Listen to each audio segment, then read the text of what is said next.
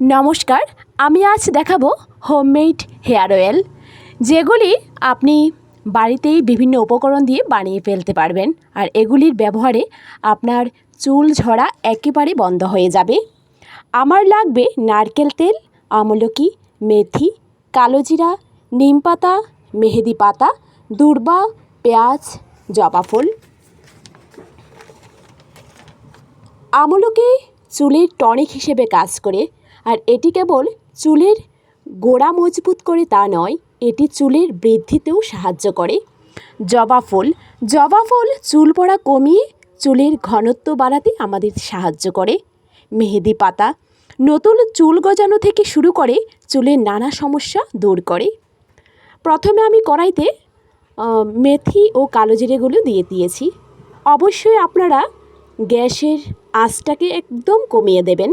তারপর ধীরে ধীরে আমি মেহেদি পাতাগুলো দিয়ে দিলাম।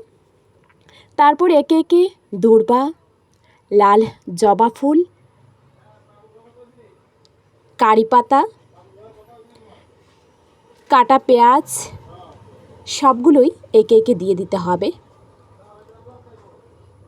কালোজিরা মাথার ত্বকের বিভিন্ন সমস্যা যেমন ফুসকুড়ি, শুষ্কতা এসব দূর করে।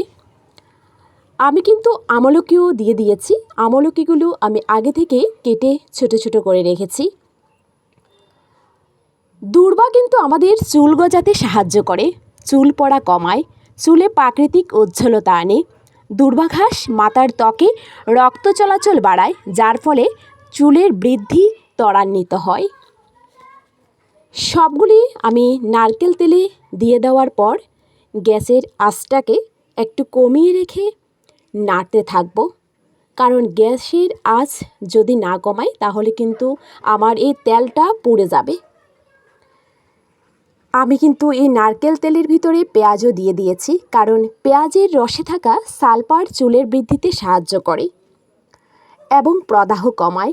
এটি চুলের অকালপক্কতা রোধ করে। এটি কার্যকরী বলে বিবেচিত হয়। এই তেল মাথার তালু এবং চুলের গোড়ায় মালিশ করলে চুলের ফলিকল মজবুত হবে, চুল ওঠাও কমে যাবে। দেখুন আমার তেলটা হয়ে এসেছে। আমি এবার নেড়ে দিচ্ছি ভালোভাবে। অবশ্যই আপনারা এই তেলটাকে সপ্তাহে 2 দিন ব্যবহার করতে পারবেন। আর এই তেলটা ব্যবহারের আগে আপনাকে অবশ্যই হালকা গরম করে নিতে হবে।